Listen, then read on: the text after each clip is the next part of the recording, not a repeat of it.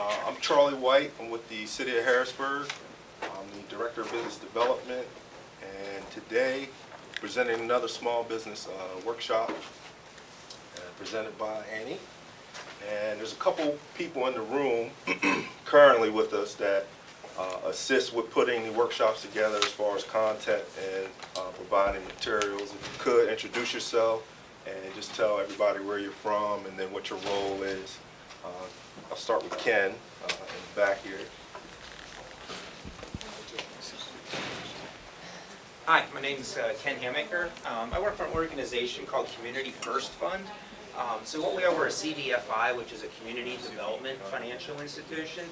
So we're a little bit different than a bank in that all we do are business loans. We don't do any of the other bank products such as deposits and credit cards, things like that.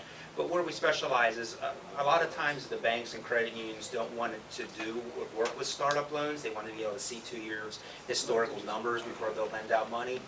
So we work with both startup organizations as well as established organizations. But as many of you, I believe, are putting together your business for the first time and going through these different workshops.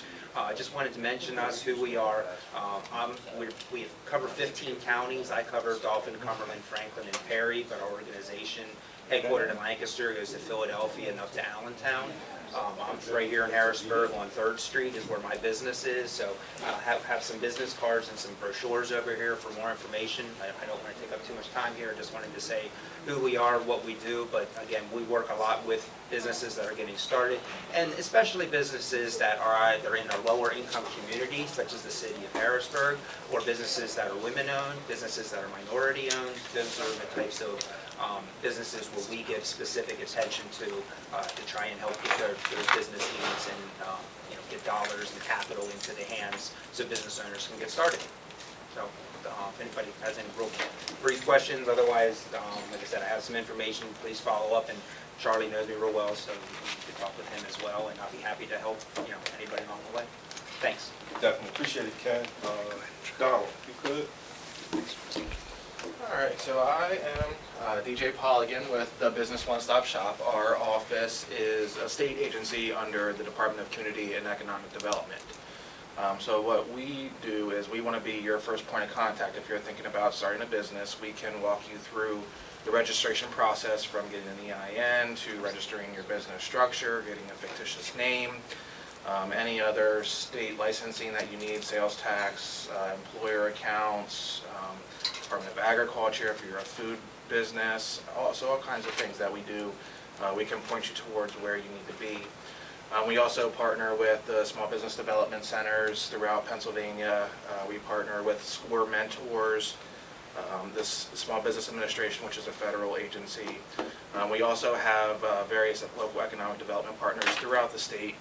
If you're looking for different assistance at a local level, we can point you in that direction. So you can reach our website where you can contact our office is business.pa.gov. So it is a free service that we provide. There's no charge or fees or anything like that. And you can also call us on the phone. Our phone number is 1-833-722-6778. And you can speak with one of our representatives about your ideas, and we can point you in the right direction. Repeat that phone number. 1-833-722-6778, and to get to our office you would select option 0. So. And there also should have been a handout with contact information on it for everybody. So we have email addresses and telephone numbers. And We we don't do have one, there's some extra back here. I would suggest everyone. Yeah, but that's a direct number. I think, yeah. I would suggest everyone pick up a flyer for our office as you're go out here today. On the back of it, it has a registration checklist that will walk you through the process to register a business. So. All right, appreciate it. Yeah, thank you. Did Lori step out? Yeah, she did for a second. Annie, Yes. if you could introduce yourself besides, Thank you. Thanks. Actually the workshop information that's being presented today. Sure. No problem. So, hey everybody, my name is Annie Hughes. I'm the director for the Center of Innovation and Entrepreneurship at Penn State Harrisburg. Been in the role about 8 months now. And I'll be your instructor today. My background is I used to be an innovation manager at the Hershey Company, so I'm an innovation practitioner. Before that, I actually worked for a tiny business in its infancy kind of doing everything that small business owners do. So I'm here today to teach the course. Did you want to have? Yeah, Lori, if you could stand up and tell everybody where you're from. I was the one that greeted everyone. Welcome. I'm Lori Sterner. I work at Kutztown University's Small Business Development Centers. Small Business Development Centers are located all across the country, but here in Pennsylvania we have 18 centers. Kutztown is the lead center for the state. We get funding from the DCED people and also from the SBA to provide no-cost consulting to get your business started, up and running. So we use the term start, grow, and prosper. We have some specialists that work with us. I'm one of those. When you get to the point where your business is up and running and you'd like to talk about doing business with the federal government, I'm the person who does that, or the state government. We also have an international specialist, some financial people that are specialists, and we work with all these wonderful resource partners to help businesses any way we can to get started. So there's a lot of no-cost resources out there. Please, we encourage you to use them and talk to us.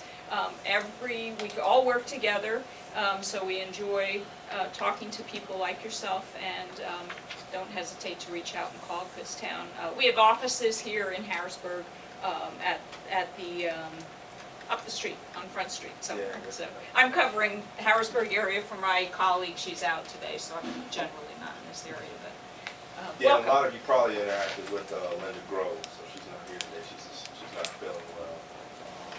But just some things I wanted to say.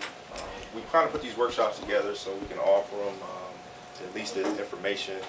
There's a lot of information out here that people don't know about as far as small businesses and putting your business together. So the workshops are designed to give you the information you need, and then for you to actually take an opportunity to get some of your questions answered. So please today take that opportunity.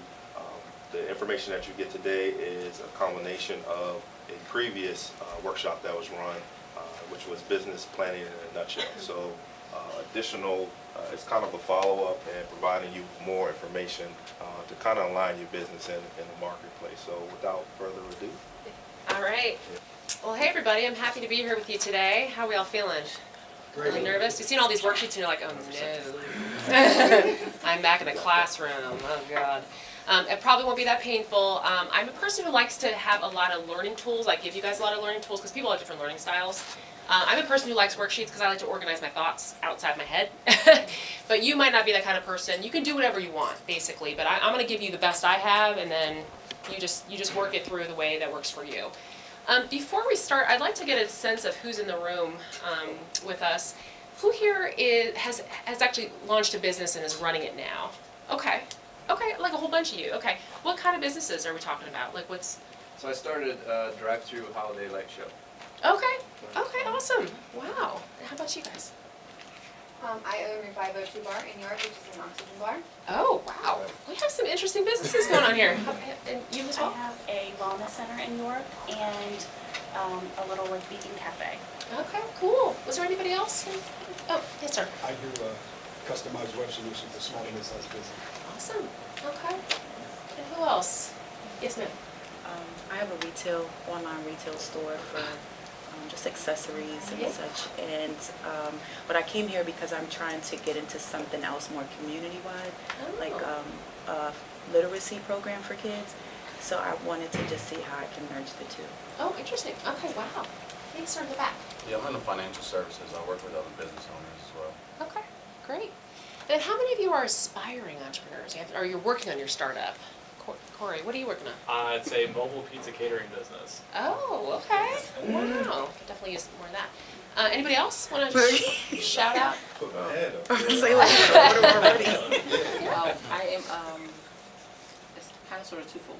Yeah. It's event planning, but it's more community oriented, where I'm working with the families to create their event, so it's like low to no cost. Okay. So Okay. it's kind of sort of twofold. Great. Anybody else? I Yes, do sir? electrical construction and maintenance. Okay, great. There's a lot of need for that, right? Anybody else? Okay, super. All right, I love it. We have a huge variety of businesses. Some of you guys are service, some of you guys are products, perhaps. And this process is actually designed for everyone. It's designed for people who haven't started their business yet. That's a good time to do this process, really good time. But also, if you're up and running, it's never too late to check your positioning, to map it against your competition. And over time, it's best practices for businesses to look at their positioning as more competition comes in the market. This course was actually, this boot camp, was actually designed especially for businesses that are entering a crowded market. Crowded market would mean that there's a lot of competition and there's not a lot of differentiation. We'll get into what all that means, but it makes it difficult to compete, basically, because then sometimes customers look at you as the same as your competition, and that's not a good position to be in. So we're going to talk a little bit about strategically how you can think of your business and how you can be intentional about how you position it so you can be as successful as you can be. Okay, so let's get going here. And I'm sorry, I have a cold, you know, it's tis the season, so you'll have to put up with my coldiness. All right, brand positioning. So positioning your business the term actually is called brand positioning.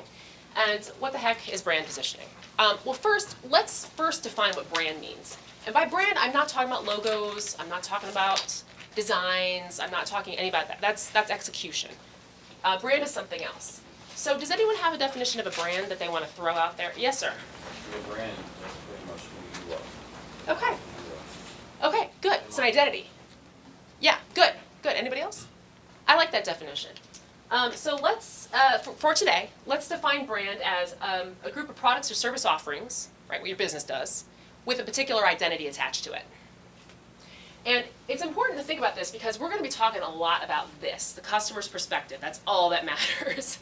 That's all that matters. From their perspective, when they see your product, let's say you, for instance, make an iOS, computer, they see the brand. That's how they perceive what your offerings are. You, on the other hand, on the other side, you're running your business, so you just see it as your business, the operations, the finance, the marketing, all the stuff you're doing. So it's important for us to kind of ground ourselves in the customer's perspective. So that's what brand is. Okay. Brand positioning. All right. In order to get to a definition, let's talk about what it's not. So brand positioning is not branding. Branding is execution of the identity. That's going to be your name, your logo. That's going to be how you dress your product, okay? Or even the shape and look of your product. That's all about identity, right? That's the thing you do last before you're ready to launch, before you're actually making the thing. You're hiring a marketing agency to help you with this stuff, okay? Brand positioning is also not advertising. That's marketing communications. That's also critical, right? And it's very important, but it's not the same thing. This is a strategic process that we do way at the beginning of this process. Okay.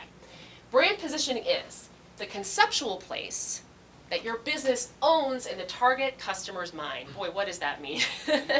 Right? It's how you think of the business. It's what the business stands for. What's your brand stand for? Have you guys ever seen a brand or like a business or something and you're like, I have no idea what they do. I don't know how they're different than the other guy. Yeah, that's bad brand positioning. That is usually what happens there is no one's thought about it. The business owner hasn't put any thought into it. And they just launch out there, they think, this is what people are going to want, I'm just going to do it. And then people are like, I don't get it, And then you don't ever patronize that business, do you? Because you just don't get it. So it's very important to be intentional about this stuff. So it's how the customer thinks of you. It's the benefits you give the customer. That's your value, right, as a business. The benefits, and that differentiate your business from the competition. So have you guys heard the term differentiation when it comes to business? Anybody? Yeah. Why is that important? Anybody have any ideas? It makes you stand out a little bit more. Right. If you aren't differentiated, what might happen? You're drowned out.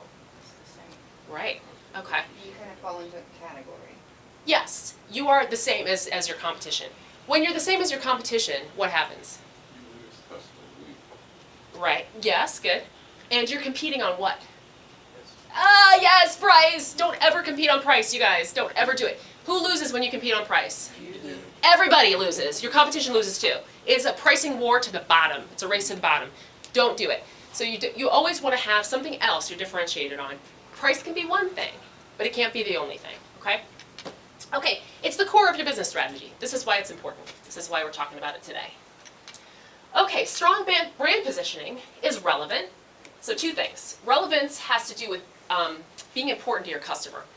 The way you get your customer's eyes and heart is you give them something they want.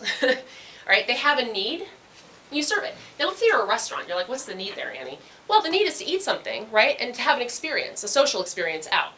Maybe it's a fancy experience. Maybe it's a relaxed, lunch or something. But that's the need, okay? And the need needs to be real. So it can't just be in your head, right?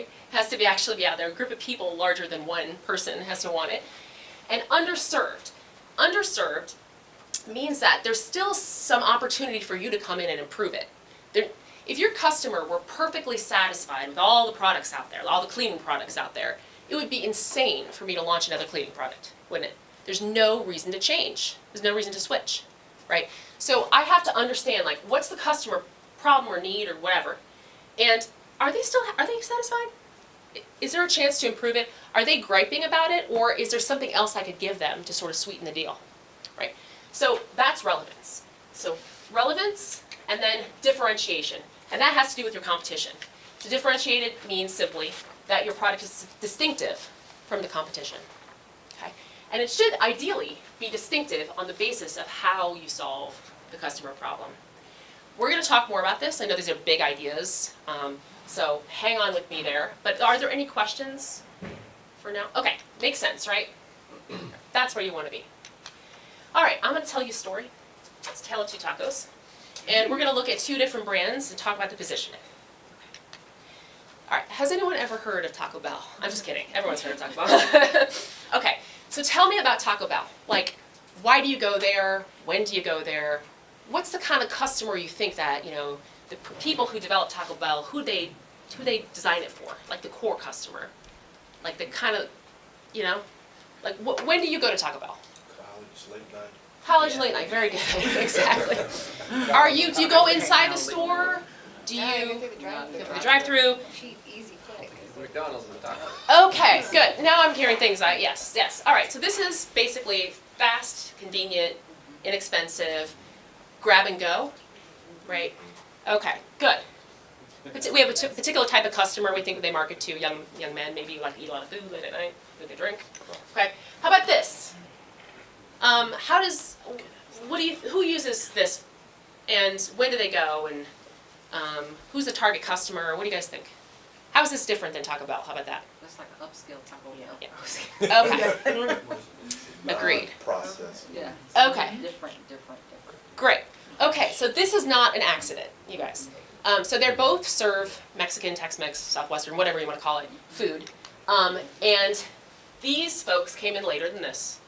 And they basically said, it would be insane for us to be Chipotle Bell, like another version of this, right? I can't compete. They're the first to market. They set the tone, right? They set the standard. So it was intentional that they differentiate. And you can see it in their advertisement. We're going to look at some ads today because that's a great way of getting inside the brand manager's mind of what they were intending with their positioning. They're communicating it through their advertising. So we're going to look at some ads today.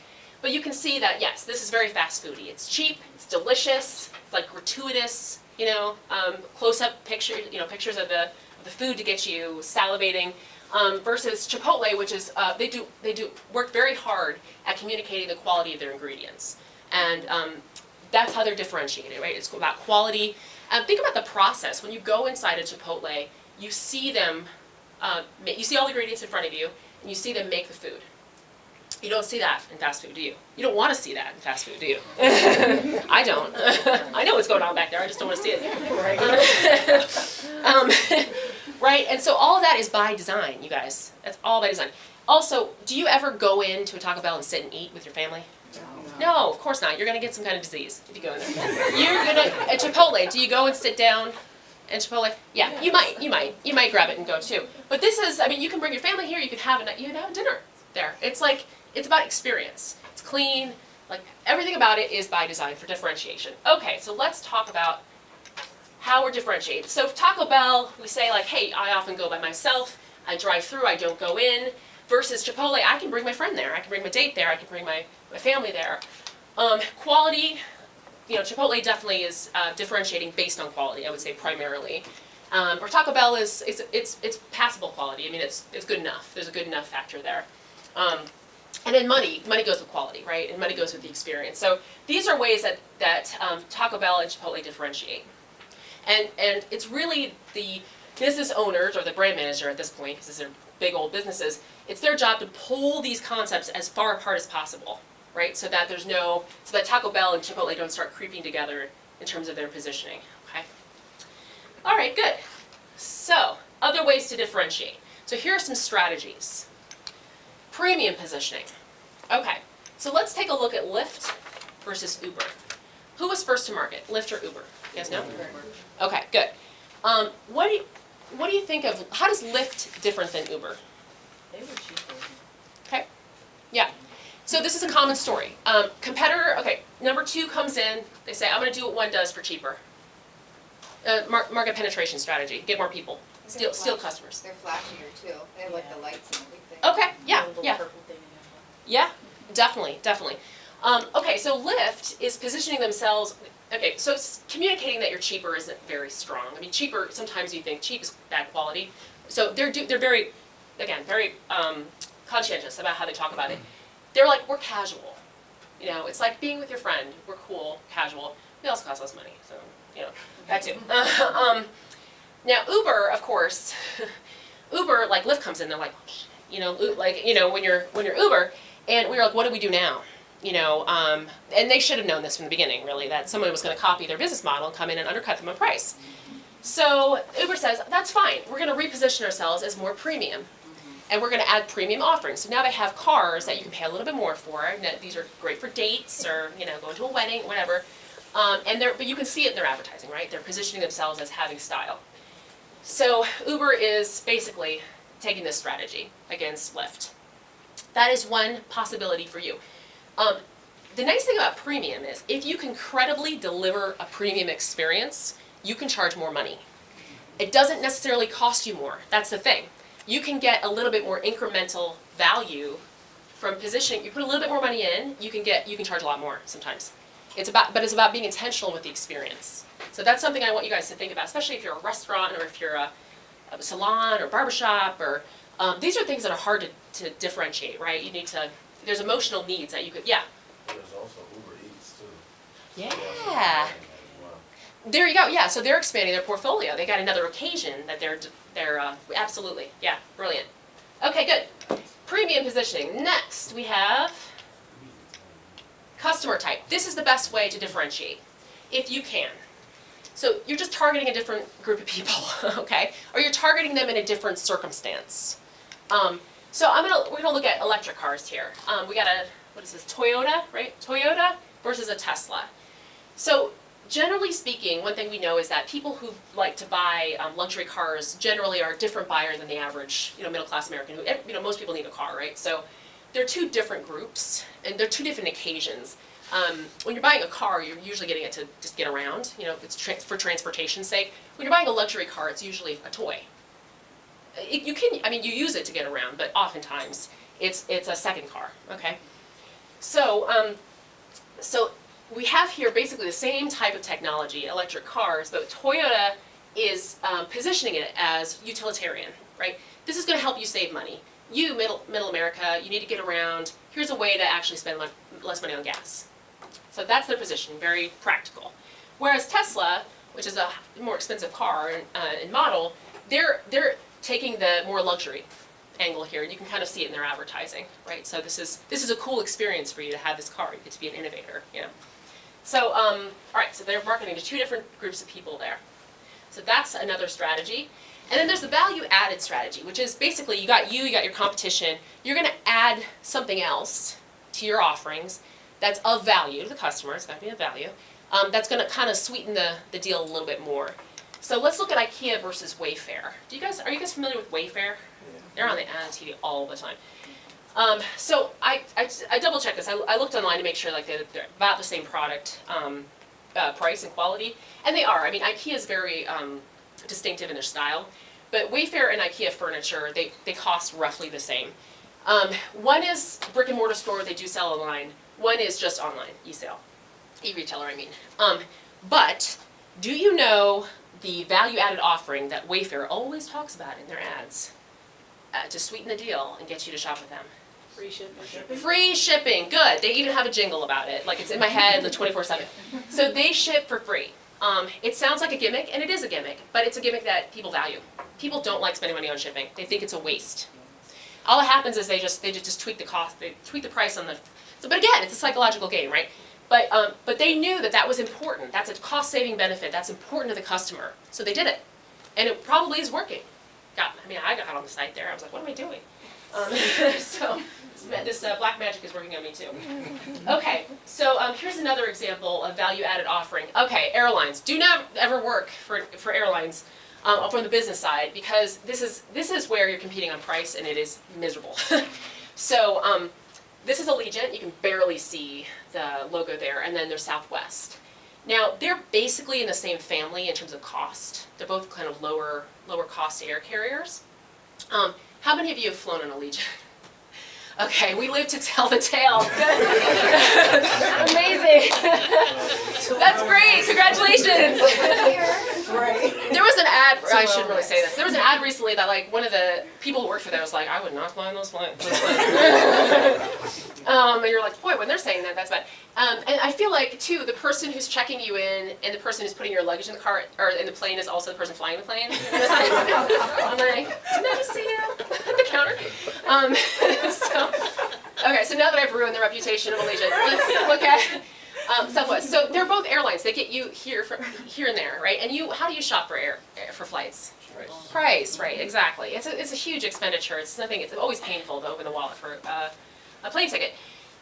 So Southwest, I think, is unique in this category, especially of being like, we're going to really dig into experience, and we're not going to do luxury experience. We're just going to do cool, fun experience, and so the singing and dancing, air what's the word? Attendance? Flight attendants. Yeah. I mean, that just makes the experience fun. The way they deliver the snacks, stuff like that. So value-added offering doesn't need to be something tangible. Doesn't necessarily need to be tied to money. It can be experience. People value that. Okay, so I think I said this before. Do not differentiate only on price. Have it be connected to something else. Okay. All right. So why does positioning matter? Why am I going on and on about this and splitting hairs? It's about minimizing risk.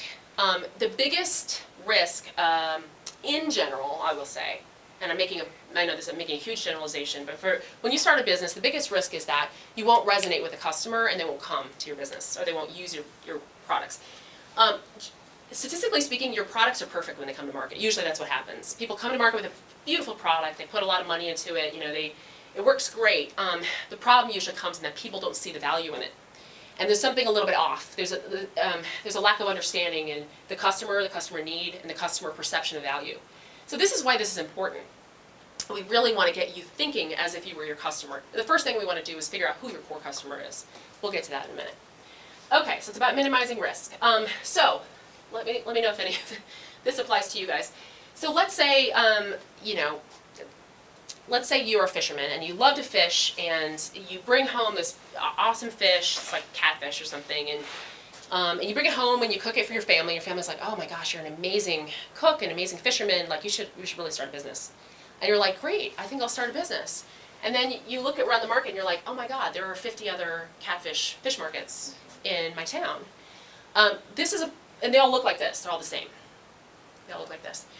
This is a saturated market, right? This is really tough. Really, really tough to launch a business that's the same. Even if you feel like you're better, you have to convince people. You have to prove that you're better, and that takes time. And so you have to be distinctive and differentiated, and you have to work really hard. You have to swim against the current in this place. You have to look different. You have to deliver different value. You have to get people's attention. So this is a hard market to launch in, something to think about. It can be done, but you need to really work hard at differentiating yourself. Okay. Or when you're it might not be a saturated market. There might just be one behemoth giant in there that owns a particular category of products. Let's say it's corn oil-based margarine, for example. Let's say you're really into corn oil-based margarine. And this is a market, we all know this one, right? But you're like, I'm gonna launch this other margarine, and people are like, I think it reminds me a lot of, I can't believe it's not butter. But you're like, oh no, it's not. You better believe it. That's what it is. You better believe it. And you're like, still seems like it's, I can't believe it's not butter. This is not a good strategy, right? There's no differentiation here. So even if there aren't 50 of them, one big guy can be just as bad for you. Okay? All right. So the real question for you to ask is, how will your business provide value to the customer in a differentiated way. That's the crux of it. And that's the question I want for you when you leave today to have rattling around in your head for the rest of your life, okay? All right, so value. What is value? Value is in the eye of the customer. It's how they define it. That's all that matters. I'm going to sound like a real jerk when I say this, but what you think of it doesn't matter. Doesn't matter. All that matters is what the customer thinks. And we're frequently wrong about when we make assumptions about our customer. We're frequently wrong, and that's why I teach a course, I teach a boot camp in market research, because I'm like, hey guys, you have assumptions about your customers? Awesome. They're probably wrong, most of them. Let's go find out what they really think. So this is why people spend a lot of money and a lot of time talking to customers to understand their problem, what they want, what they value. Okay. If anybody wants help with that, just contact me. I love market research. All right, value. So the customer defines value as something that fulfills a want or a need or solves a problem. These basically are all the same thing, want, need, problem. They're how the customer articulates it, how the customer feels about it. They'll use different words, but essentially there's a need here, right? Some kind of need. And your product or your service is a value if you fill that need and if you do it well. Makes sense, right? Yeah. Okay, good. All right, so problem, want, or need, whatever he says. That's who articulates their experience of the need, and it's all some kind of need. Okay, how do you create it? So now we're going to talk about the 3 factors that you need to hold in mind as you're identifying how you can create value. There's the customer. Get ready for a Venn diagram, guys. This is the customer. Customer has a want, a need, or a problem. Good. Let's say the customer in this case is a French restaurant in Harrisburg. So imagine a French restaurant, it's a little bistro. They serve, coq au vin and like beef bourguignon and all that delicious stuff, and they have maybe desserts, and they have breads and all kinds of delicious saucy things. And let's say that you have your business and you have competencies, what you're good at, right? You're in business because you're good at something. I imagine. I hope so. And let's say that you are a bakery, and you specialize in pies, cakes, and biscuits. Those are your 3, powerhouse products. Okay, the area where this customer need overlaps with what you do well is where the value is, because it's from the customer's perspective, right? So what you do well that they need is the value. Everything else you do, they don't care about. Not a value. That makes sense? All right, so let's say if they're a French restaurant, they don't make their desserts in-house. They're not going to hire a pastry chef. It costs too much money. So they're going to buy them from another supplier, right? A lot of restaurants do that. And they don't want they don't want pies or biscuits. That doesn't fit well with French food, right? They want cakes. So your cakes are the value to them. Okay? Okay, so that's these 2. But there's a 3rd entity lurking in the shadows, and that is your competition. If only we're just you and the customer. Wouldn't that be nice? This is your competition. The competition has what they're good at. And in this case, they're another bakery. Uh-oh. Okay, they're a bakery, but they're really good at breads, like bread product, yeast, whatever. Early morning bakery, the little chef's hat and all that stuff. And so they also make biscuits, and they make bread, French bread, in fact. And so in this relationship, the customer says, okay, you make great cakes, but you don't make bread. I need bread, so I'm going to go over to this bakery and get this French bread, because I need to have it on hand all the time. But you guys both make biscuits. I don't care about biscuits. Biscuits aren't French food. They're Southern food, or they're American food. So, okay. But there's also an area where you and your competition overlap that's also of interest to the customer. And let's say you decided to start making ice cream. You decided to offer ice cream as well, and your competition does too. So now it's a bakery with ice cream. And your customer is like, hey, I'd like to have some cold, refreshing desserts too. I'm going to get some ice cream. I'd like to bring in some ice cream. Now, you and your competition both serve this, so you're in direct head-to-head competition here. Okay, let's put this all in context. So we're going to look at the overlapping zones. So we have this zone here. This is irrelevant, right? This is the biscuit zone, we'll call it. It's not important to the customer, so we're not going to worry about it now. Somebody else might want it, but not this customer. Then we have this overlapping area too. So you'll see the competition overlaps with the customer, but not your business. This is a losing zone. This is where your competition does it better, and you're not going to bother with it. You're not going to suddenly start making bread. You're not going to be any good at it, right? Let them own bread. Let them be positioned for bread, okay? You have the center section. This is where all three overlap. This is a risky zone. This is head-to-head competition for ice cream. Here's where you want to get creative. You want to get innovative. It's time to innovate here. You need to pull yourself apart. You need to differentiate your ice cream from your competition's ice cream. So how might you do that? How might you do that? What do you think? Quality, Oh.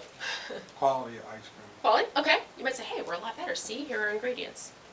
Different flavors. Different flavors. Good. Anything else?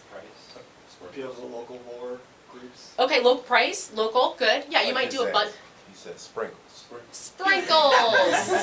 Oh, that's awesome. Yes. Signature. Like a frozen yogurt or something. Okay. Yeah. Different formula, lower fat or lower cal. Yeah, definitely. Okay, good. So you're innovating now. Now you're different. And now maybe hopefully you're different in a better way, right? You can say with price, you can say, hey, we bundle. I'll give you ice cream and cakes, and you get a 25% discount on ice cream. Or hey, we do sprinkles. And they're like, oh God, well, come on, let's give me the sprinkles. So yes, so that's where you definitely want to get creative, get innovative. And finally, the winning zone. This is where you double down. This is where you invest. This is where you push, right? This is differentiated value. That's not in direct competition with your competitors. This is what you should be known for. We're amazing at cakes. We do other things too, but we're amazing at cakes. Okay? So I see fear in some of your eyes because you're like, well, wait a minute, we make other things too. I don't want to just say I'm amazing at cakes. It pays to be single-minded when you're talking about positioning. If you're a baker that does other things, people will understand that. But you want to communicate what you're amazing at. That's how you should be known. Okay? Okay. Success. I say this to my other boot camps. Success in business is a result of providing value. And today we're talking about differentiation. It's differentiated value that's really going to position you to be successful. Okay. So how do we know what value is? We already said it before. Who tells us what value is? Customer, good. All right, your customer is king. All right, so the customer, here's who your customer is. Get ready. Your customer is, oh, sorry, I'm on the wrong slide. All right, customer is a person or a thing that decides to buy or adopt your product. Okay? There also can be a different entity in there, and it's the user. Now, this is where, like, if the person who buys your product is different than the person who uses it, you might fall into that category. Oftentimes, like, if you're selling to a business, if you're selling a product to a business, like the last example, if I'm a baker and I'm selling to a restaurant, my customer is a restaurant, they're deciding to buy from me. The end user would be their customers, the consumers, their patrons. Okay? If you are a person who's developing a business that sells directly to the user, which probably most of you are, then they're the same entity. They're one person or one entity. Okay? Some of you might get into more complicated customer relationships with all these other people. Like if you're selling something to a hospital, like a device, there's a customer, there's an end user, the surgeon. The buyer is somebody who writes the check in the disbursements department. The influencer is like a committee of people who decide what devices to buy. The beneficiary is the patient. Suddenly there's a whole lot of people you need to think about. Most of you are just going to be focused on these two, and for many of you, they're going to be the same person. Okay? All right. How many of you sorry, I can't talk today. How many of you have heard of customer segmentation? Okay, good. What is it? By some metrics or by some form of measurement, you kind of stratify who you're actually looking at, kind of actually strategically focus on different groups. Yep, you're getting specific with a customer group that's kind of your target. You're making choices. And this can be scary for people because they want to sell to everybody. And I know you do. I want you to sell to everybody too, but that's not how it goes. So let's talk a little bit about that. So here you have a group of people. Basically, you have everybody here. This is not your customer. Not your customer, okay? This is not a choice, all right? You have to make a choice for your customer. I don't want to hear that this is your customer. All right, I want you to identify your bullseye target market, just right in the center. And they are your early adopters, okay? So if this whole target, this whole bullseye target is the total market of people that could buy your product or your service, And each of these rings is a different group. And as you move out from the center, they get less and less alike. There's a lot of shared characteristics here, and then they get less and less and less. Pretty soon, this is the general population out here, okay? I want you to get really specific. And here's the part where people say, but Annie, I want the whole thing. I'm like, you will get the whole thing, but this is how it'll happen. You'll get a lot of these people, a little less of these people, a little less of these people, just a tiny bit of these people, and just a fraction of these people. That's how it works, okay? So the center of the target are your early adopters. And why it matters is, I'm going to get really geeky with you guys right now, in case I haven't already. This is an adoption curve. So this is what marketing people look at. And this is how most products and services are adopted. It looks like this. So what is this hill? So all in the gray, these are all, like you can't see them, but they're tiny little points. And each little point means that somebody bought a product. And they look, and because it's like pointillism, it's like, you know, going to the art museum and like looking up close and you see little points and you go back and it's like a big blur. This is adoption. So as the hill moves up this way, you have more people. You have millions of people in here, right? But out here, maybe you have thousands. Okay, this is how adoption occurs. It is an effective influence. So you have groups of people, and they have varying comfortabilities with risk. And you have your innovators who like to buy the electric Tesla first. You have those folks, right? They get showed off, they get a kick out of it. Then you have early adopters who also like to be, buy things when products are new, services are new. These people will influence these people, and you need them to. Otherwise, these people don't adopt your product. Think about it this way, the iPhone. I don't know if you guys remember when the iPhone came out, but did you buy it right away, or did you have to sort of get a sense of if people liked it, did it work? Because it's a lot of money, right? It's a lot of money to put on the table. You wait. Most of us wait to buy something that's brand spanking new, because it's risky. We wait to see, does it work? Is it worth it? Do people like it? Is it cool to own it? And when all that, when we come to understand all that through seeing people actually use it, then we buy it. That is how pretty much all products and services push their way through the market. So it's important, this is just a principle of being a human, okay? This is not something I made up. This has been studied and studied. So it's important for you to design your product for these people so that they can evangelize and get these people to buy your product. Okay, so what you would do then is create a persona or a picture, a profile of that bullseye target customer. So you have to be specific. You're like, it's a guy, the Taco Bell guy. Okay, it's a guy, probably 20 years old, lives in, Phoenix, Arizona. It's just like, you get really specific, right? He goes out with his friends, he drinks a lot, he likes to have fast food late at night after he goes out drinking, and then he goes home, and maybe he's like a part-time college student. It's really that specific. You create a persona in your head. And it's that profile of the early adopter or the heavy user of your product, and you create these characteristics. You decide like demographic characteristics, attitudes, behaviors, values, okay? Now, understand when you do this, it's not that these are the only people that are going to buy your product, right? We know that. Right? It's that you're starting with these folks. Okay. So having said that, we are now going to work on the first worksheet, and you are just going to focus on the top 2 questions. So does everyone have a customer worksheet in front of you? Okay. Does everybody have a pen? You don't have one? Okay. Yeah, there's pens over here. You need one? Does anybody need a pen? Pen? No?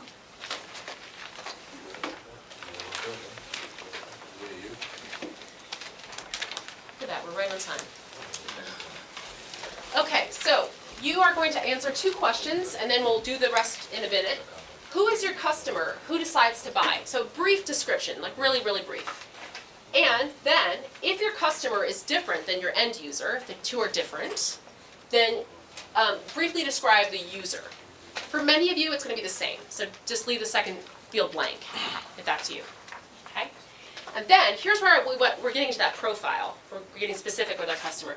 What are 3 characteristics of that bullseye target customer? So just pick, like, in your mind's eye, you're seeing that person. What is it about their attitudes that would make them interested in your product? What is it about their behaviors? Is there certain demographics, like, income level is a common one, right? For certain types of products, you kind of have to have discretionary, fund. You have to have money sitting around to afford them. If you don't, then you're probably not the target. So stuff like that. If you live regionality, if you live in a certain area where let's say you're a spa or something, and you just serve a certain area with one spa, so that the demographics of that area might be, something you get specific about. So take like 3 minutes and jot down your ideas. There's no wrong answer, right? This is all just getting you thinking about this stuff. The first is technically 3 questions. Is this focused on the early adopter? Yeah, I would think of it in terms of either your early adopter or like a heavy user of your product. Like when you're up and running, who's going to be in there most days? Okay, so now we're going to talk about the next section here, understanding the customer need.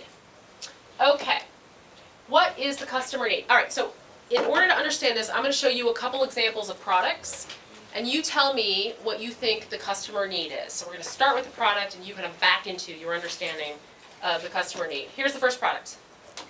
What's the need? Just shout it out. Speed. Need for speed. Good. Okay. Anybody else? Attention. Attention flash, right? Anything else? What was it? You need a lot of money. Okay, you do. It's technically yes, you do. In fact. Okay. All right. So I'm going to list a couple of other alternatives to this, and to help us understand the need a little bit more deeply. Boy, this cold medicine is making me crazy. Okay. So here's another one. This is the car I own. It's a Honda Civic. Not quite as flashy. Here's yet another alternative. And then this one. We all know this one. So basically the point is, and I think you guys got to it, this isn't just about transportation, is it? You don't buy this just because you need something to get around. You buy what I got. Or if that's not a possibility, you use other services. Status symbol, finding your partner, that's a nice way of saying, a PC way of saying what this is for. Or just feeling cool, joy rides, right? Okay, let's do another one. This one. Quality coffee like a human being in the morning? Quality, caffeine, yes, these are all right. What else? Good. All right, now I'm going to show you a couple other options. I could do this. I could do this, or I could do this. Why did I choose this over Dunkin'? Status symbol. People look at that and like, oh. Okay, yep. Why else not Dunkin'? Why did I choose this instead of Dunkin'? Brand. Personalized, what was it? I said brand. Brand, right, quality. How about what do you do when you go inside a Starbucks versus a Dunkin'? Do you? You can sit. Yes, it's a. Wi-Fi. This is Wi-Fi. That's just true. Starbucks is a gathering place. That is all by design, right? They want you to come and sit down. They put a lot of attention into the furnishings and the finishings, I guess, of the place. They want you to come and stay. They want people to come there and meet as a meeting place. Dunkin' is grab and go. It's more just like, here's product, bye, And then these are very utilitarian, right? This is just, one is just coffee, a coffee, any coffee will do. And one is just caffeine, any caffeine will do, right? But the reason why somebody chooses Starbucks isn't just caffeine, it isn't just a cup of coffee, it isn't just a cup of coffee to go, it's an experience, right? So this is a huge differentiator. Okay, good. So now, I want you to work on the bottom half of the worksheet. What is the customer problem or want need that your product service fulfills? Okay, so again, when I say problem and need, a want or desire, it counts, okay? It doesn't need to feel like this urgent, like pervasive need. It can just be something like, oh, I'm in the mood for blank. That also is how customers experience needs. And then, what is your customer currently using to solve the problem or fulfill their need? What that means is, what's the competition? So what are they doing now?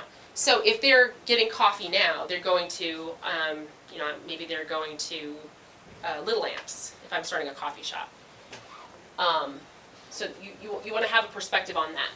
And then finally, why is the customer dissatisfied with the current solutions? And this is really why, what's your justification for launching a business?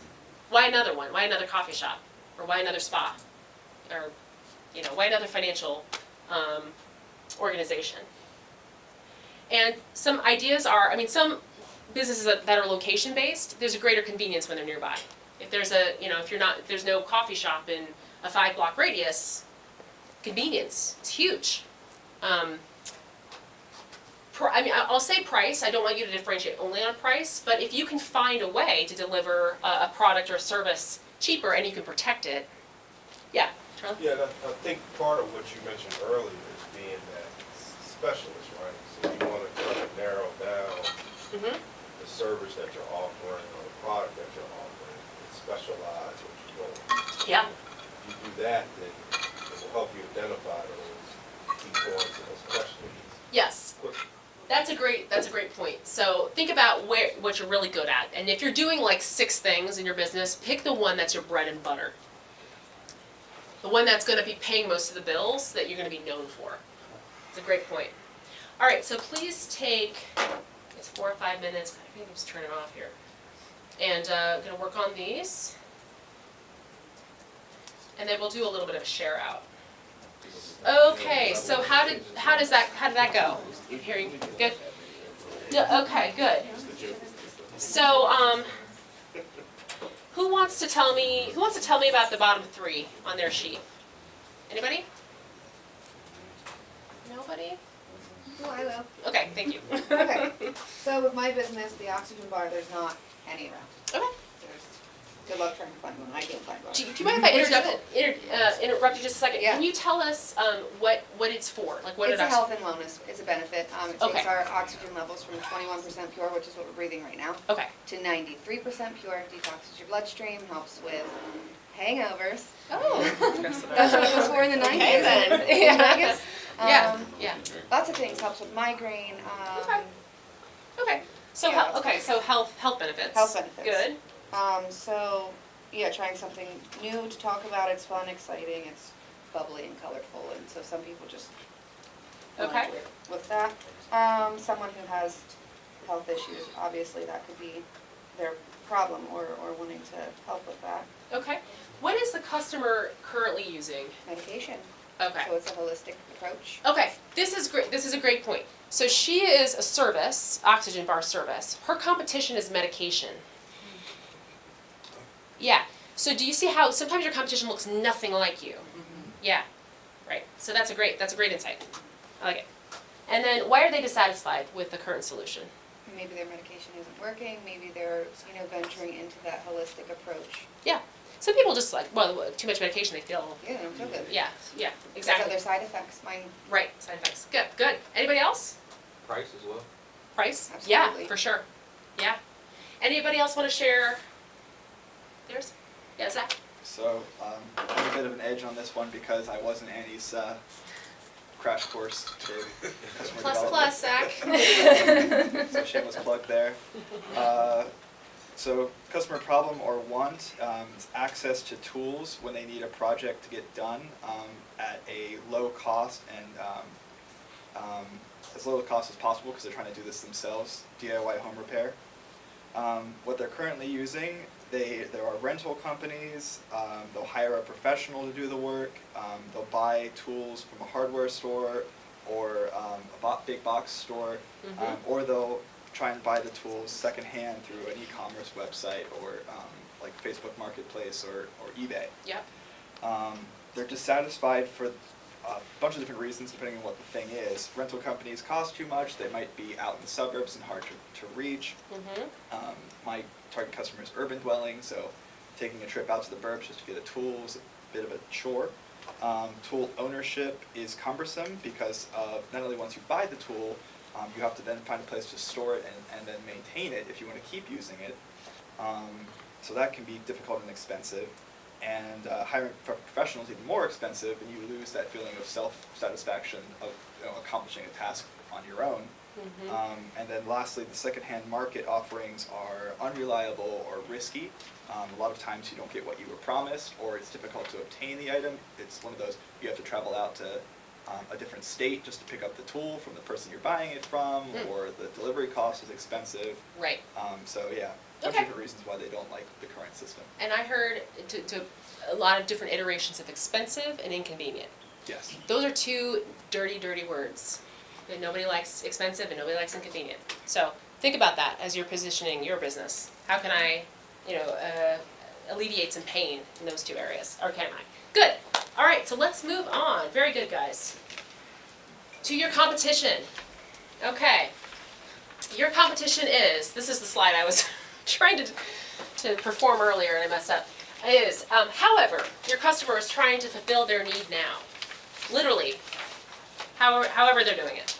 And any other way your customer could try to fulfill their need. So we talked about medication versus oxygen bar, right? That's a great example. So sometimes your competition doesn't look like competition. Here's an example. Here's a common problem I have. Wrinkly shirts. I wear a lot of collared shirts to work and they're always wrinkly and I hate ironing. So how is the target customer, let's say it's, pretend it's me, is solving her undermet need today? Okay, it's undermet in that, like, even if I buy wrinkle-free shirts, they still wrinkle somehow, so thanks a lot. And so how do if I hate ironing, what do I do? Well, if I'm going to start a dry cleaning company, let's pretend now I'm a business owner and I want to start another launderer or dry cleaning company. The category competition, hey Elise, might be classic dry cleaners. They kind of like take the cake around town with dry cleaning, right? But also, what's another way that I could solve this problem of wrinkly shirts that doesn't involve a dry cleaner? Steamer. Steamer. Right, I could do it myself. There's a steamer. This is a very popular product in our house, Downy Wrinkle Spray. Right, that's another way. So technically, if I'm a dry cleaner, when it comes to wrinkled clothes, I'm also competing against this type of product, right? So it's just something for me to keep in mind. Okay, so now this is where I was asking you guys to, this is an intimidating worksheet, I know. I was going to ask you guys to do a little bit of research. Some of this you might know already. Hopefully you've been looking at your competition. Some of it you might not know and you want to go online maybe and look at your competition's website. But we're going to take some time and work through this. So let me walk you through this and then we'll give you some time to look at it. So there are spaces for 3 competitors. They can be in category, they can be, classic dry cleaners, if I'm a dry cleaner, or they can be Downy Wrinkle Spray. Whatever you guys think. I would start with your closest in competition. So competitor number 1 is the one that looks most like you, or the business that you're going to start. That's the one that you're just going to be in a dogfight with, basically, right? So that's who belongs here, and start with that business. Okay, first thing, why do you consider it competition? Well, probably because it's solving the same customer problem that you're solving, same need that you're solving. Then you're going to briefly describe their product or service. How are they solving the customer need, basically? You're going to, from their perspective, you're going to describe how and why they think their product or service is different and better. So what's their differentiation? So you're not even in market yet, or maybe you are in market, but you're going to pretend you're your competition for a minute, and you're going to figure out how do I think that I'm different and better than the competition. Does that make sense? No? Okay. Okay. How do they reach their customers? So how does your competition advertise? What channels do they use? Is it social media? Is it TV? Is it radio? Is it print? What is it? How do they sell their product? These are all the ways they reach the customer. Do they sell it online? Do they sell it brick and mortar? Do they sell some other way, door to door? And product fulfillment. So once you buy the product, how do they get it to you? Do they mail it to you? Do you pick it up when you buy it in the store? Is there some other way? So this is all for you to have this in mind, right? I don't need to know this information. This is for you, because you're going to want to differentiate on the basis of understanding all of this. You want to be an expert in your competition, okay? And finally, the last question is, how or why do you think that their product or service is still underserving the customer problem, want, or need? That's from your perspective. So why are they still not good enough? Why is your competition still not good enough? How can you come in and improve? Does that make sense? Okay. Does anyone want me to just describe any of it? Okay. All right, so if you need help, raise your hand. But we're going to give you about almost 10 minutes to work on this one, because this takes a little bit longer, okay? So please raise your hand if you need any help. How'd that go?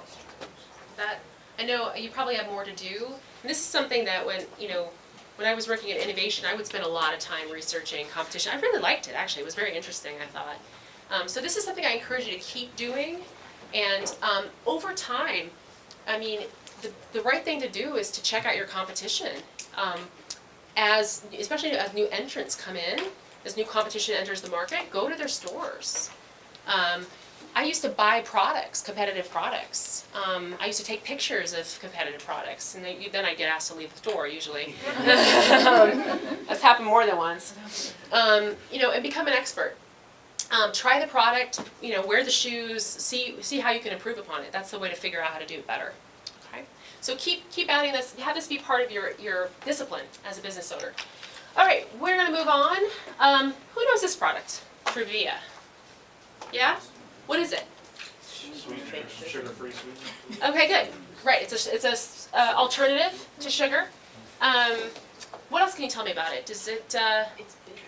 It's horrible. It's horrible and it's bitter. All right. All right. So let's just move along then. It is technically naturally derived. It is not artificially derived, says the FDA. So what's different about it is that it is non-caloric, no calories, so sugar-free, 0 calories, but that it's not technically artificial. Now, it's still made in a lab, let me tell you. It's called erythritol, but it technically is not artificial. So that's something different about it, okay? So what I wanted to show you was something that you've probably never seen before, but this is called the brand positioning map. And this is something that a consumer would never see, customer would never see. This is something I used to do at my desk, all right? And the idea here is to actually map out your competition and put yourself on the map. And by doing so, you make sure that you're differentiated, because you see space in between you and the competition, and then also that you're relevant to the customer. Okay, so how this works is you have a 2x2, right? And in order to figure out how to label these, they should be labeled according to how the customer differentiates the category of sweeteners. So this whole thing is going to be all the different sweeteners. Let's say I want to make a cup of coffee. What are all the ways I can sweeten my coffee? What are some? Yellow, green. Right, that's right. Let's just go through the little tray at the diner. You got the white stuff, that's sugar, right? The blue? What's the blue? Equal. What's the yellow? Splenda. Pink. What's the pink? Sweet and low. And then there's brown too, isn't there? Tan. Sugar in the raw, whatever. Yes, very good. Okay. Okay. So as you're looking at that little tray, you're thinking, your mind has separated those into different categories because you're trying to understand what the difference is between them. So one of which is it a natural sweetener? Is it sugar, table sugar? Is it sugar in the raw? Or is it less natural? Is it artificial sweetener? The benefit, of course, of an artificial sweetener is that no calories, right? So maybe that's the way you're thinking of it. Do I want, am I going to choose regular sugar and do a high-calorie sweetener? Or am I going to choose a sugar-free and do a low-calorie sweetener? This is all in the mind of the customer. And so these labels have come as a result of understanding the customer, talking to the customer. How do you pick your sweetener? Well, I think about, does it have calories in it or not? I think about, is it healthy? You know, is it natural or not?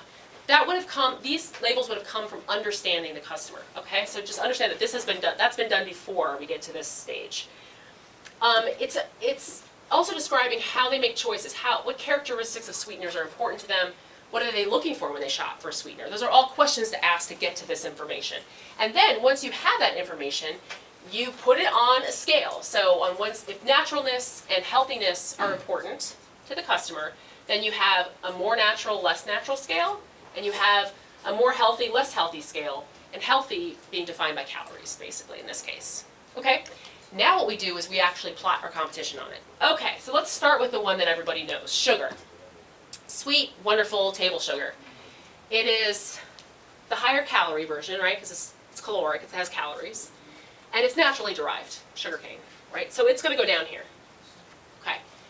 What quadrant, if I'm a really health conscious consumer, let's say I'm the type of consumer who would buy Truvia, where would I be looking? Which quadrant would I be looking for? Okay, which one? This one, yes. So lower calorie, more natural. That's where we want to be. Okay, good. Let's figure out where our competition is. See where we are. Okay, equal. Artificial sweetener, right? So less natural, but no calories, so up here. How about Splenda? Where's Splenda? In the trash can, did somebody say? Have you guys ever seen a Splenda commercial, like when they first came out? See, I'm a geek, I notice all these things because I'm a marketer, but they used to say it's made from sugar. And, I mean, it's sort of, it looks a little bit like the molecule of sugar. It also looks like chlorine. Right, and so it's artificially sweet. It's artificial sweetener, I'll give you that much. But they positioned it, again, this is not about reality, this is about positioning, this is about customer perception. They positioned it basically here, a better version, a less artificial version of equal, even though it's not. So that's where it would be. Okay, but where's Stevia? It's naturally derived, non-caloric. Where would it be? Top right, good. And right now, this is, if there's nothing here, this is where we want to be, we'll call this white space. White space is a good thing in marketing. We're like, aha, this is an opportunity. I need to develop a product that fits here, right? And it's an opportunity, so that's where we're going to put it, okay? You don't have to do this today, but this is something just to keep in mind. And the point of all of this is to ask the question, am I differentiated? Is there space between me and my competition? Yes. Meaningful space, okay? Is it relevant? Do I basically, the relevance comes from just simply being on this chart, right? Because the customer has defined what's important to them. The relevance is here. Okay, good. All right, competitive advantage. Let's talk about that real quick. Does anybody know what that is? Yes, sir. Is it what you offer that everyone else doesn't offer? Yeah, exactly. It's your edge. Yep. You exactly. And I like how you put that because there are two elements to it. One is better, so better value. Serves the customer need better than. And when you solve the customer need better than, it can be a value add. It doesn't have to be necessarily like if you are a pharmaceutical company, let's say your competition really heals the illness in a day. And maybe yours doesn't. Maybe yours heals it in 2 days, but you at a significantly cheaper price. That's a version of better, right? So sometimes your version of better isn't directly right on the button for the problem. It's something else that's important. So just understand that. That's better too. And then the second part of competitive advantage is differentiation from the competition. So people understand that you offer a better value and that you're different and distinct. Okay? Makes sense, right? We've been talking about that the whole time.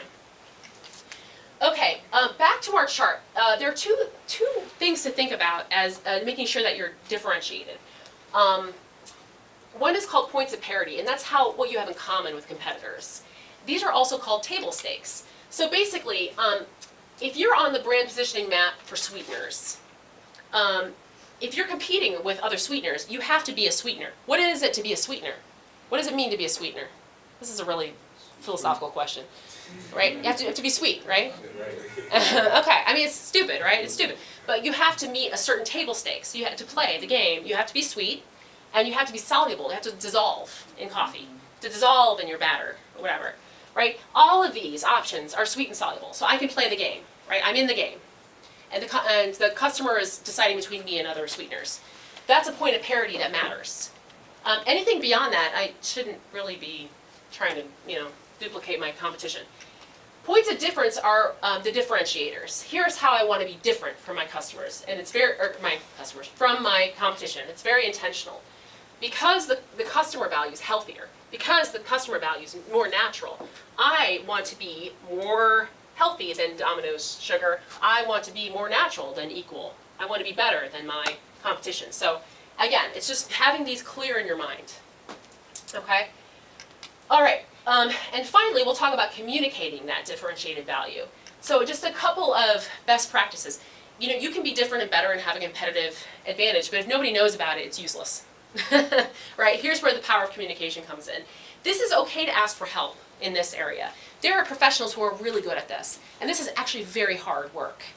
It just takes a degree of understanding and competency to be a really good advertiser or a really good marketer. Okay, so it's okay. I would actually talk with people before you decide, what to put into your commercial or your ad and spend the money on fielding it. Okay, so here's some best practices though. You're going to advertise in the channels where your target customer is looking and where they're shopping and browsing. That's obvious, right? But we don't always think about it that way. You think, I'm going to be on Facebook. Okay, but is your target on Facebook? If it's not, then don't be on Facebook. Or do be on Facebook if it's free. But don't spend a ton of money on Facebook. Right? Makes sense. Develop content for, content would be like what is in the ad, what's in the banner ad, or what's in the commercial, or what's in the radio spot. That's developed for the bullseye target customer. That's developed for that early adopter, that heavy user. It's just for them. You will get other people. Yeah, you will sell to other people, but especially with advertising, it's incredibly important for you to segment and talk directly to that core customer. Okay? In the content, you want to define the problem and show how the product solves the problem. You want to show it. You don't just want to say it, you want to show it. Okay? And you want to show how your product solution is different, or refer somehow different and better than other products. That needs to be in there too. There's a call to action, usually at the end, buy now, or get it today, or whatever. And then ways to make your advertising interesting is to leverage your brand personality. And that's another form of differentiation. Brands, when you do your logo and your artwork and you'll put a personality into the design.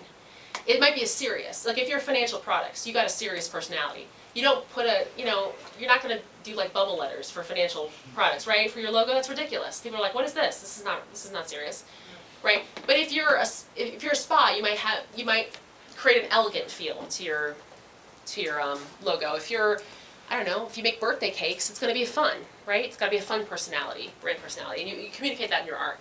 But you can kind of infuse that into your advertising to make your advertising interesting and distinctive. Okay, so let's look at an example of a great ad. I think that encompasses all of these elements. Jimmy's gotten used to his whole room smelling like sweaty odors. Yep, he's gone nose blind. See this one? He thinks it smells fine, but his mom smells this. Luckily for all your hard-to-wash fabrics, there's Febreze Fabric Refresher. Febreze doesn't just mask, it eliminates odors you've gone nose blind to. Break out the Febreze and breathe happy. Okay, so that. You know what? I'm excited. No, I'm not excited. Okay, so that has a lot of the elements in there that we just talked about. The last thing we heard was the call to action: break out the Febreze and breathe happy. Okay, that's basically buy us and go get it. Define the problems. Socks, giant socks everywhere, terrifying, right? Show how the product solves the problem. You see, remember he was spraying around. He was spraying it on the linens. That'd be a question you have, right? If you're going to use a product, can I spray it directly on my couch? They're showing that. They're showing that, aren't they? Shows how your product solution is different and better. There was a verbal reference to that. Unlike instead of masking odors, Febreze removes the odors. That is a bunch of marketing, guys. There's no such thing as removing odors. You don't remove odors. It's perfume. I mean, but somehow they got that through. But that differentiates them, right? Don't use it. Another spray like, what is it? Yeah, exactly.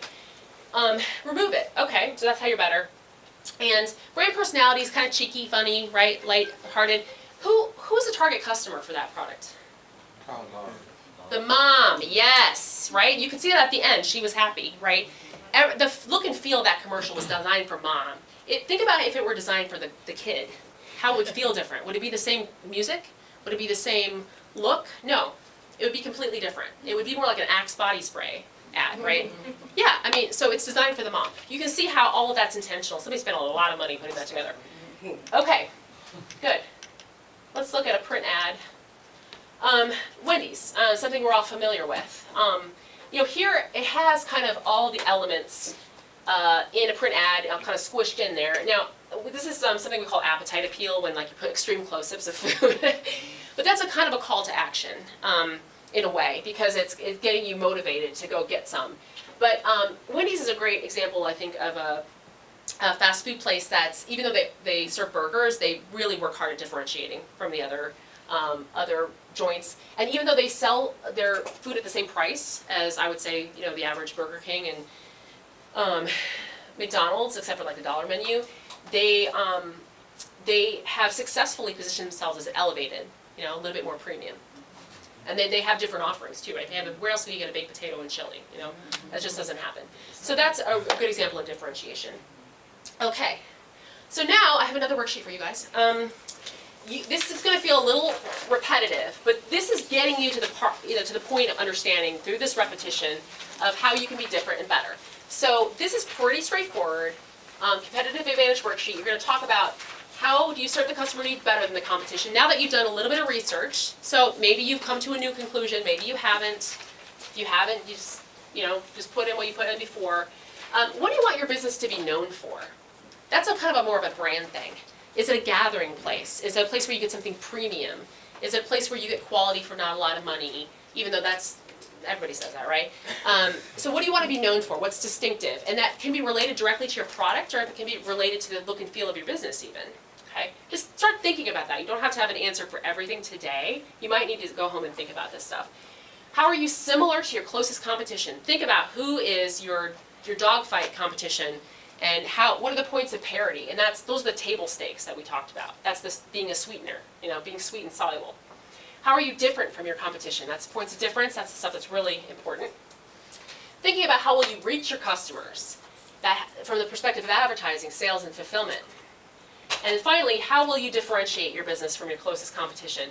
This might just be leveraging some points of difference here, or it might be that some of these strategies we talked about before, you're targeting a different customer, you're targeting a different occasion, your premium, your value add. Those examples we looked at before. So start working on this. We're going to give you guys probably 5 or 6 minutes to work on this one. Okay, does anybody want to share about today, how they think they want to differentiate their business? Any strategies? Yes? Is that a good one?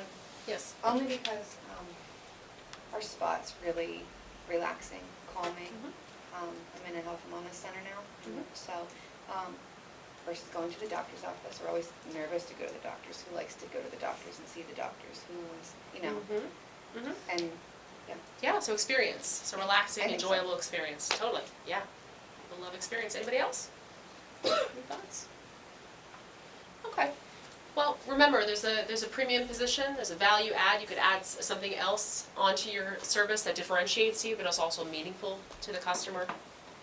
Maybe you target a different occasion, kind of like that would be like a Taco Bell versus Chipotle. It's a different occasion, right? I feel like eating trash at night versus, I'm sorry, I feel like, I'm kidding. I love Taco Bell, actually. Versus like a raccoon, I want to go to have lunch with my coworker at a place where I don't spend too much money and have some good food. So those are different occasions. Okay, this is something just to continue working on at home. We have one more worksheet to work on. You guys are probably worksheeted out, but this is the point. This is the punchline of this whole workshop today.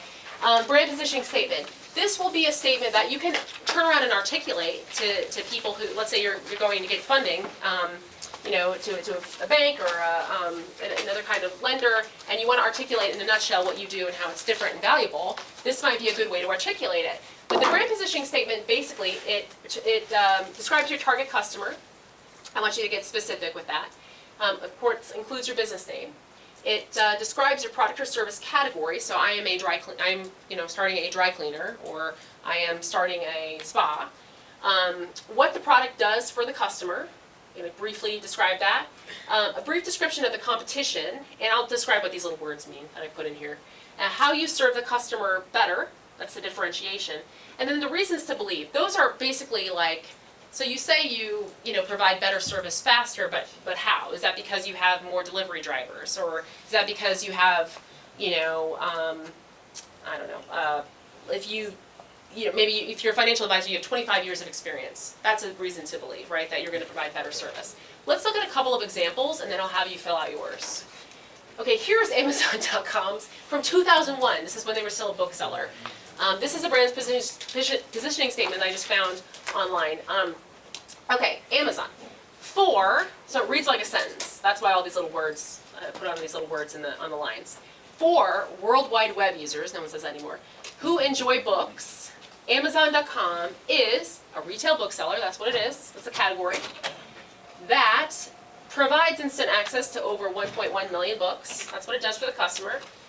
Unlike traditional book retailers, brick and mortar, at that time, 2001, Amazon.com provides a combination of extraordinary convenience, low prices, and comprehensive selection. So here they combined two of these. They combined the differentiation implied in that list of things unlike traditional book retailers, here's what we do. And then the reasons to believe. There's a couple examples of why it's better. We'll do one more example of Zipcar. Do you guys know what Zipcar is? Yeah. Yeah, okay, cool. Do we have that in Harrisburg? Or no? Okay, we should. Okay, here's theirs. For urban dwelling, techno-savvy consumers, when you use Zipcar, I just plugged it in the way they wrote it. When you use Zipcar, car sharing service, that's the category. And it also applies what it does for the customer. Instead of owning a car, that's the reference to the competition, you save money while reducing your carbon footprint. That's the differentiation, basically, those benefits, and it's sort of the reason to believe too. Okay, so you can see that different companies phrase their positioning statements a little bit differently. They don't necessarily fit our format perfectly, but I would like you to actually utilize this format so that you can clarify in your head, each of these categories, okay? So at this time, I think on the back of the sheet I have those examples if you want to reference them, but go ahead and take, 5 minutes and work on this. This will be the last thing we do today. Yeah, he used to be. So all of these tools, if anybody wants a copy of them, like a digital copy, I'm happy to send them to you, because I know this is a process of, these are the kind of worksheets I do and redo and redo and redo and redo as I learn more about the competition, as about the customer. So this is not something that you'll complete today. It's a process. It's just kind of giving you guys a framework to think about it, and be aware of some areas, things to watch out for and things to plan for. Does anybody want to share their brand positioning statement? Anybody? Have it? No? I did. Yeah, you want to try? You want to give it a try? Sure. And again, this is a draft, right? I mean, yeah. You probably refine it. Yeah, definitely a draft. Yeah. What I wrote was, for families with small children who want to create lasting holiday memories, Christmas Spirit Light Show is a drive-through holiday light show that provides a one-of-a-kind holiday experience. Unlike other experiences in the region, we deliver an immersive and exciting experience. That's because we utilize the latest technologies for synchronized holiday lighting at a large scale. That's like perfect. I mean, it's like you get it. Yeah, that's it. So the benefit again you said was immersive and experiential. We deliver an immersive and exciting experience. Immersive and exciting. Yeah, good. And then your technology that delivers it. Beautiful. That was great. Really great. Anybody else? Sure. All right, Zach. Go for it. Target customer for urban dwelling frugal weekend warriors. The Bow Street Belfry Tool Library is a tool sharing service that provides access to hundreds of tools to its members. Unlike buying, storing, and maintaining your own tools, we curate and care for them so you can access them whenever you have a job to do. That's because sharing tools spreads the cost across the entire community and leads to more sustainable and connected neighborhoods. Great. Perfect. But does that sum up a business, what it's about, what it does, what's the value, how it's different, just sums it up like no other. I love it. 7 weeks to come up with. Right, you've been thinking it. So Zach's been thinking about it for a long time, to be fair. Anybody else want to share before we close? I'll do mine. Okay, sounds good. Pizza 10 is for adventurous personalities that have disposable income and that want to experience a new social narrative. It's a customer service business that also happens to make pizza. It allows people to attach value to the money that they spend and the food that they eat, unlike exclusive restaurants or unconscious eating establishments. Pizza 10 meets customers when and where they're not expecting quality, and it raises their experience of spending. That's because food is more than eating. Food is part of who you are. Okay, so it's more conscientious. Yeah. That's deep. That's deep. Yeah. Awesome. Okay. Cool. All right. Any final? I know we're a little over. Any final questions before I send you guys on your way? Any questions about the tools we used today? Okay. Well, if you haven't already, please do fill out your survey reviews, and I think Mr. White wants to collect those. Yeah.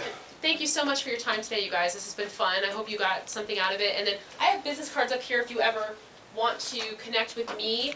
And I'll also just, leave my email up there for you guys to jot down. You're welcome to contact me. We do one-on-one coaching, and I'll be running other boot camps. So keep an eye on. Feel free to email me. Thanks. Thank you, Annie. wonderful information today. I think what, especially during the end, because that kind of brings everything home. So you're identifying a lot of the information that you're handing out to your customer. And with that is the creation of maybe your brochures, or maybe your informative information. If you're in construction, maybe that's your capability statement.